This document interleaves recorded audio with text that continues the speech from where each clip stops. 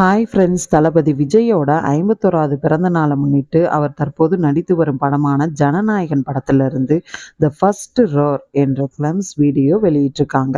இந்த வீடியோ ரசிகர்களோட மத்தியில் நல்ல வரவேற்பை பெற்றிருக்குது.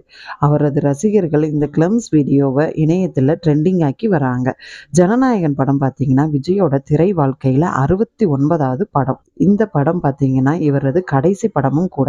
இந்த படத்தில் பணிகளை முடிச்சிட்டு விஜய் முழுக்க முழுக்க தனது அரசியல் பணியை முழுக்க முழுக்க கவனிக்க இருக்கிறாரு.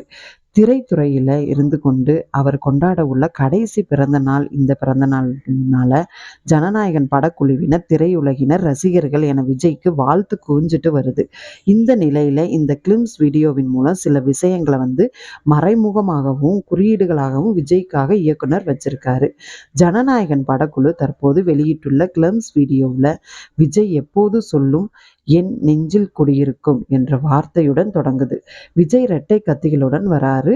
அதே போல காவல்துறை உடையில இருக்கும் விஜயோட மீசை மற்றும் முகம் கிட்டத்தட்ட மெர்சல் படத்துல வர்ற மாதிரியே இருக்குது. எனவே இந்த 2 படங்கள் எந்த அளவுக்கு வீரியமா அரசியல் பேசியதோ அதை விட கூடுதலா ஜனநாயகன் படத்துல விஜய் பல அரசியல் கருத்துக்களை பேசுவாரு. அதனால தான் கிளிம்ஸ் வீடியோவில் இரட்டை கத்தியுடன் விஜய் காட்சியளிக்கிறாரு. ஒரு உண்மையான தலைவர் அதிகாரத்திற்காக அல்ல, மக்களுக்காக எழுகிறார் அப்படிங்கிறது வீடியோவில் ஒரு தலைப்பு கூறப்படுது. அனிருத் ரவிச்சந்திரன் பின்னணி இசையில் விஜயின் பிரபல புனைப்பெயர் தளபதி குறிப்பிடப்பட்டுள்ளது. ஜனநாயகன் ஒரு முழு அரசியல் படமாக வெளிவர இருக்கு. ஜனவரி 9, 2026 அன்று பொங்கல் பண்டிகையின் போது தியேட்டரில் வெளியிடப்படும். வினோத் இயக்கத்தில் இந்த படம் விஜய் முழுநேர அரசியலை இறங்குறதற்கு முன் அவர் நடிக்கும் கடைசி படமாகும்.